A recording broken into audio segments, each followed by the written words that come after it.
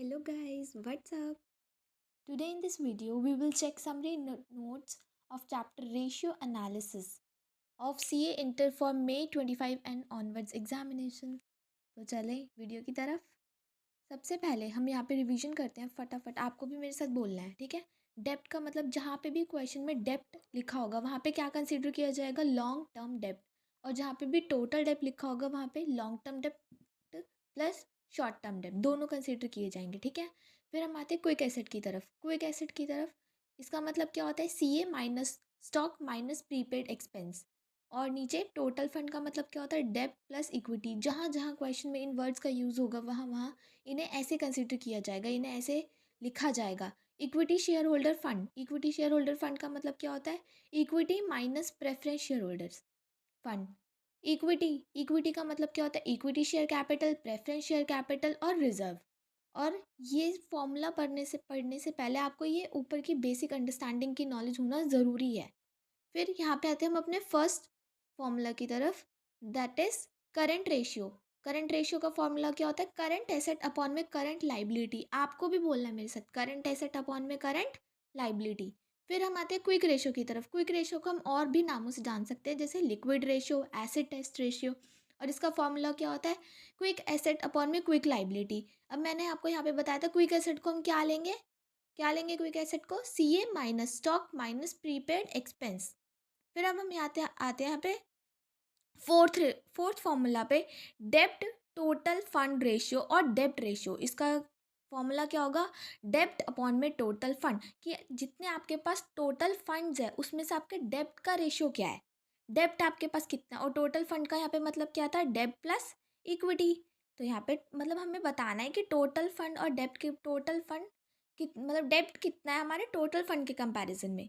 फिर हमारे यहाँ पे आता है equity to total fund ratio और इक्विटी रेशियो, इसमें भी सेम है, इक्विटी अपॉन में टोटल फंड। ये भी हमें ये बताता है कि टोटल फंड में हमारा इक्विटी का रेशियो कितना है, और टोटल फंड वही डेब्ट प्लस इक्विटी।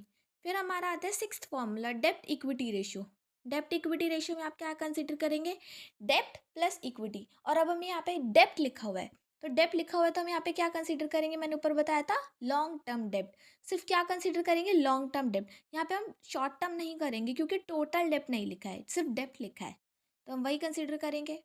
फिर हम यहाँ पे आ जाता है हमारा capital gearing ratio. Capital gearing ratio हम क्या, इसका फॉर्मूला क्या है, preference share capital plus debt upon में इक्विटी शेयर होल्डर फंड। अब आप यहाँ पे बताइए हमें प्रेफरेंस शेयर कैपिटल और डेप्ट में क्या कंपैरिजन है, मतलब इसमें कॉमन थिंग क्या है कि जो सेम है दोनों में, क्या इसमें फिक्स्ड कॉस्ट दोनों में इनकर होती है। प्रेफरेंस शेयर कैपिटल में भी प्रेफरेंस डिविडेंड और डेप्ट में इंटरेस्ट। और इक्विटी शेयर होल्डर में डिविडेंड होता है जो कि मतलब कंपनी के प्रॉफिट अर्निंग पे डिपेंड करता है कि अगर प्रॉफिट कमाएगी कंपनी तो इक्विटी देगी, डिविडेंड देगी, वरना नहीं देगी, ठीक है। तो इसमें इक्विटी शेयर होल्डर फंड और ऊपर divide by preference share capital plus डेप्ट। फिर हमारा यहाँ पे आप आता है प्रोप्राइटरी रेशियो। प्रोप्राइटरी रेशियो मतलब टोटल एसेट अपॉन में प्रोप्राइटरी, टोटल एसेट नीचे आएगा और ऊपर प्रोप्राइटरी फंड अपॉन में टोटल एसेट। फिर अब यहाँ पे आता है हमारा debt total asset ratio. Debt total asset ratio में वही डेट फंड और अपॉन में टोटल एसेट। फिर यहाँ पे हमारा आता है fixed asset to long term debt, वही फिक्स्ड एसेट और फिक्स्ड एसेट अपॉन में लॉन्ग टर्म डेट। फिर gross profit ratio. Gross profit ratio का फॉर्मूला क्या होता है, ग्रॉस प्रॉफिट अपॉन में सेल्स। आपको भी मेरे साथ बार बार रिपीट करना है, तभी आपको फटाफट फटाफट याद हो जाएगा। Operating profit ratio. Operating profit ratio का मतलब क्या होता है, ऑपरेटिंग प्रॉफिट अपॉन में सेल्स। फिर net profit ratio, net profit upon में सेल्स। अभी मैं आपको ये भी बताऊंगी ग्रॉस प्रॉफिट किसे कहते हैं, ऑपरेटिंग प्रॉफिट किसे कहते हैं, नेट प्रॉफिट किसे कहते हैं, उसके लिए आपको वीडियो के एंड तक देखना पड़ेगा। फिर पीवी रेशियो। पीवी रेशियो को हम कैसे जान सकते हैं, कंट्रीब्यूशन सेल्स रेशियो से भी हम इसे पहचान सकते हैं, कंट्रीब्यूशन अपॉन में सेल्स। फिर हम आते हैं यहाँ पे अपने फिनिश्ड गुड्स और स्टॉक टर्नओवर रेशियो में। इसमें क्या होता है, कॉस्ट ऑफ गुड्स सोल्ड और अपन में average stock of finished goods. फिर यहाँ पे आता है debt turnover ratio. Debt turnover ratio का फॉर्मूला क्या है, क्रेडिट सेल्स अपॉन में एवरेज अकाउंट्स रिसीवेबल्स। फिर credit turnover ratio. Credit turnover ratio का क्या फॉर्मूला है, क्रेडिट परचेज अपॉन में एवरेज अकाउंट पेबल। फिर fixed asset turnover ratio, turnover upon में नेट फिक्स्ड एसेट्स, कि हमने अपने नेट फिक्स्ड एसेट पे कितना टर्नओवर कमाया, कितने उससे हमने बेनिफिट्स जनरेट किए, इसका ये मतलब होता है। ठीक है। फिर capital turnover ratio, capital employed upon में टर्नओवर, कैपिटल एम्प्लॉयड जो आपने कैपिटल एम्प्लॉय की बिजनेस में वो, और अपॉन में टर्नओवर उस पर आपने टर्नओवर सेल्स कितनी जनरेट की। फिर रिटर्न ऑन इन्वेस्टमेंट और रिटर्न ऑन कैपिटल एम्प्लॉयड, दोनों का मतलब सेम होता है। इसमें दो दो निकलते हैं आगे factors, pre tax return on capital employed और post tax return on capital employed. इसमें हम ऊपर प्री टैक्स वाले में ईबीआईटी अपॉन में इक्विटी प्लस डेट लेंगे, और ईए और पोस्ट टैक्स वाले में ईएटी यानी पैट प्लस इंटरेस्ट और divide by equity plus debt. अब यहाँ पे इक्विटी और डेट लिखा है, तो हम बताइए इक्विटी और डेट क्या कंसीडर करेंगे। इक्विटी हम कंसीडर करेंगे equity share capital preference share capital plus reserve, और डेट को क्या कंसीडर करेंगे, डेट को कंसीडर करेंगे हम लॉन्ग टर्म डेट। यहाँ पे टोटल डेट नहीं लिखा है तो इसलिए शॉर्ट टर्म को हम यहाँ पे भी कंसीडर नहीं करेंगे। फिर हम आते हैं यहाँ पे अपने रिटर्न ऑन इक्विटी और रिटर्न ऑन नेट वर्थ पे, दोनों का मतलब ही सेम होता है। इसमें भी दो फैक्टर्स निकलते हैं, pre tax return on equity और रिटर्न ऑन इक्विटी और नेटवर्थ पोस्ट टैक्स वाले में। इसका फॉर्मूला क्या होता है, ईबीटी यानी अर्निंग बिफोर टैक्स और अपॉन में इक्विटी, और पोस्ट टैक्स वाले में पैट अपॉन में इक्विटी। इक्विटी में भाई equity share capital preference share capital और रिजर्व, और पैट और ईबीटी तो आपको पता ही होगा। और return on asset, return on asset में भी दो factors, pre tax return on asset post tax return on asset. इसमें ईबीटी अपॉन में एवरेज टोटल एसेट और पोस्ट टैक्स में पैट अपॉन में एवरेज टोटल एसेट। फिर हम यहाँ पे आते हैं ईपीएस पे, residual earning divided by number of equity share, कितनी आपने अर्निंग कमाई। इसका फॉर्मूला हम कैसे लिख सकते हैं, पैट माइनस पेडी यानी प्रेफरेंस डिविडेंड और divide by number of equity share, और पैट क्या होता है, प्रॉफिट आफ्टर टैक्स। फिर हम आते हैं यहाँ पे डिविडेंड पर शेयर पे, डिविडेंड पर शेयर का क्या होता है, total equity dividend divided by number of share, इससे हमारा डिविडेंड पर शेयर निकल जाता है। फिर डिविडेंड पे आउट रेशियो, कि हमने अर्निंग कितनी कमाई थी उसके कंपैरिजन में हमने डिविडेंड कितना डिस्ट्रीब्यूट किया। कंपनी अर्न तो बहुत सारा करती है बट डिविडेंड तो लिमिटेड पे देती है ना, जितना एजीएम में डिसाइड होता है। तो यहाँ पे earning per share dividend per share upon में अर्निंग पर शेयर। फिर हम यहाँ पे आएंगे price earning ratio, price earning ratio का फॉर्मूला क्या होता है, मार्केट प्राइस पर share divided by earning per share. फिर बुक वैल्यू पर शेयर, बुक वैल्यू पर शेयर का फॉर्मूला क्या होता है, net worth divided by number of equity shares. Okay, अब हम नेक्स्ट पेज पर आते हैं। नेक्स्ट पेज पे आने के लिए यहाँ पे मैंने आपको बताया था डेट को हम क्या कह सकते हैं। क्वेश्चन में कभी कभार डेट के बदले क्या लिखा हो सकता है, बोरोड फंड्स और लोन फंड्स, बोरोड फंड्स और लोन फंड्स। और मैंने आपको बताया था अभी ऊपर ही कि डेट को हम क्या लिख सकते हैं, डेट को हम डिबेंचर्स, लॉन्ग टर्म डेप्ट, long term loan from bank financial institution, वही लॉन्ग टर्म डेप्ट आप कंसिडर कर लीजिए इसे। फिर इक्विटी, इक्विटी को हम क्या कह सकते हैं, इक्विटी को क्वेश्चन में कभी कभार नेटवर्थ भी लिखा आ सकता है, शेयर होल्डर फंड भी लिखा आ सकता है, प्रोप्राइटरी फंड भी लिखा आ सकता है, ओनर फंड भी लिखा आ सकता है, ओन फंड्स भी लिखा आ सकता है। और इक्विटी में क्या कंसीडर करते हैं, equity share capital, preference share capital और रिजर्व एंड सरप्लस, वही जो मैंने आपको ऊपर बताया था। फिर equity share holder fund, equity share holder fund में हम क्या लेते हैं, इक्विटी शेयर कैपिटल और माइनस करते हैं प्रेफरेंस शेयर कैपिटल। यहाँ पे बताया था ना मैंने आपको, इक्विटी शेयर होल्डर फंड में क्या लेते हैं, इक्विटी शेयर कैपिटल माइनस में प्रेफरेंस शेयर कैपिटल।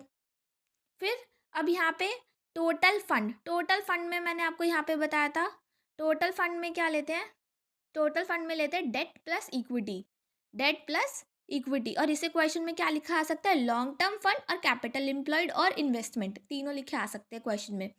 और इसमें एक आता है लाइबिलिटी रूट, मतलब आप टोटल फंड कैसे निकाल सकते हो, लाइबिलिटी रूट से निकाल सकते हो, और दूसरा आप एसेट रूट से निकाल सकते हो। तो लाइबिलिटी रूट से क्या निकल सकता है, डेट प्लस इक्विटी। और अगर वही हम एसेट रूट से ट्राई करें टोटल फंड निकालने का, तो क्या, current asset plus fix asset minus में करंट लाइबिलिटी। ठीक है, अब हम यहाँ पे आते हैं कॉम्प्यूटेशन, मतलब नंबर ऑफ डेज। अब हमारा यहाँ पे लेट सपोज ये फोर्थ पॉइंट जो है, average collection period of debtors, कि मतलब डेटर्स जब हम हमसे देते हैं तो वो कितने दिन में हमें पैसे दे के जाता है। तो जो भी हमारी डेटर टर्नओवर रेशियो निकली थी ऊपर, यहाँ पे जब हमने डेटर टर्नओवर रेशियो सीखी थी अभी, क्रेडिट सेल्स अपॉन में एवरेज अकाउंटेबल रिसीवेबल, यहाँ पे हम अपनी एवरेज डेटर टर्नओवर रेशियो रखेंगे और ऊपर 365, तो हमारी वो निकल जाएगी एवरेज कलेक्शन पीरियड और number of days sales in receivable. इसमें सब में ऐसा ही होगा कि जो भी रेशो नीचे गिवन है वो रखनी, वो पुट करनी है उसकी वैल्यू, और ऊपर 365, जिससे हमारे वो डेज निकल जाएंगे कि number of days of average stock of raw materials held, number of days of average stock of WIP held, ऐसे ही। ठीक है, फिर हम यहाँ पे आते हैं छोटे से नोट पर। क्या लिखा है यहाँ पर, 1 ईयर को जब हम क्वेश्चन सॉल्व कर रहे होंगे तब हम 1 ईयर को या तो 360 डेज कंसिडर कर सकते हैं या 365। However it is specifically given then consider that time period. अगर आपको स्पेसिफिकली गिवन है कि क्वेश्चन में ये टाइम पीरियड लो, जैसे कभी कभार 350 दिया हो सकता है, कभी कभार 370 दिया हो सकता है, तो आपको वो लेना है, अदरवाइज 360 या 375। ठीक है, फिर working gross working capital. Gross working capital का मतलब क्या होता है, करंट एसेट, और नेट वर्किंग कैपिटल का मतलब क्या होता है, current asset minus current liability. और कहीं अगर क्वेश्चन में वर्किंग कैपिटल ही लिखा है तो उसका मतलब क्या होगा, करंट एसेट माइनस में करंट लाइबिलिटी। ठीक है, अब यहाँ पे हम आते हैं छोटे से और नोट पर, सेकेंड नोट पर हमारे, जिसमें अगर हम सेल में से हम माइनस करते हैं direct cost which is COG, which is wages plus material plus overhead. अगर हम इसे माइनस करते हैं तो हमारे पास सेल में से अगर डायरेक्ट कॉस्ट माइनस करते हैं तो हमारा आता है ग्रॉस प्रॉफिट। जब मैंने आपको यहाँ पे ऊपर बताया था कि मैं नीचे बताऊंगी ग्रॉस प्रॉफिट रेशियो में कि ग्रॉस प्रॉफिट किसे कहते हैं, तो ग्रॉस प्रॉफिट किसे कहते हैं, अब आप बताइए। ग्रॉस सेल में से अगर हम डायरेक्ट कॉस्ट माइनस करेंगे तो हमारे पास आएगा ग्रॉस प्रॉफिट। ठीक है, फिर अगर हम ग्रॉस प्रॉफिट में से माइनस करते हैं हमारी ऑपरेशनल कॉस्ट, क्या माइनस करते हैं, हमारी operational cost which is salary, administration, audit, print, ये सब माइनस करते हैं तो हमारा आता है ऑपरेशनल प्रॉफिट। और यहाँ पे भी मैंने आपको बताया था कि मैं ऑपरेशनल प्रॉफिट भी बताऊंगी, ऑपरेटिंग प्रॉफिट। ये वही होता है कि जब हम क्या करते हैं, ग्रॉस प्रॉफिट में से ऑपरेशनल कॉस्ट माइनस करते हैं। फिर हमारा आता है non operational cost. Non operational cost क्या होती है, हमारी इंटरेस्ट, इनडायरेक्ट टैक्स, ये सब। और इसमें से जो हमारा निकलता है मतलब जो हमें मिलता है वो होता है net profit, profit before tax भी कह सकते हैं, या फिर हम इसे कह सकते हैं sales minus direct cost minus indirect cost, क्योंकि इन ऑपरेशनल कॉस्ट को और नॉन ऑपरेशनल कॉस्ट को हम क्या कहते हैं, इनडायरेक्ट कॉस्ट कहते हैं। और फिर हम अगर इसमें से इनकम टैक्स माइनस कर देते तो हमारे पास क्या आ जाता है, PAT which is profit after tax. अब यहाँ पे हमारे थर्ड नोट है एवरेज स्टॉक। एवरेज स्टॉक को क्या कैसे लिख सकते हैं हम, closing stock plus opening stock divided by 2। और एक है हमारे पास ये फोर्थ नोट है dividend yield ratio. Dividend yield ratio किस किस कहते हैं, डिविडेंड अपॉन में मार्केट प्राइस शेयर। और फिर बुक वैल्यू पर शेयर, ये बुक वैल्यू पर शेयर आपने ऊपर भी पढ़ा था, ये रहा लास्ट फॉर्मूला, बुक वैल्यू पर शेयर का नेटवर्थ अपॉन में number of equity share. So I hope आपके लिए ये वीडियो बहुत ज़्यादा यूज़फुल रही हो आपके एग्ज़ाम टाइम पे। So before leaving don't forget to like and comment on this video. Please please please जाके नीचे कमेंट करो, लाइक करो और अपने फ्रेंड्स के साथ शेयर करो। Thank you for watching, bye.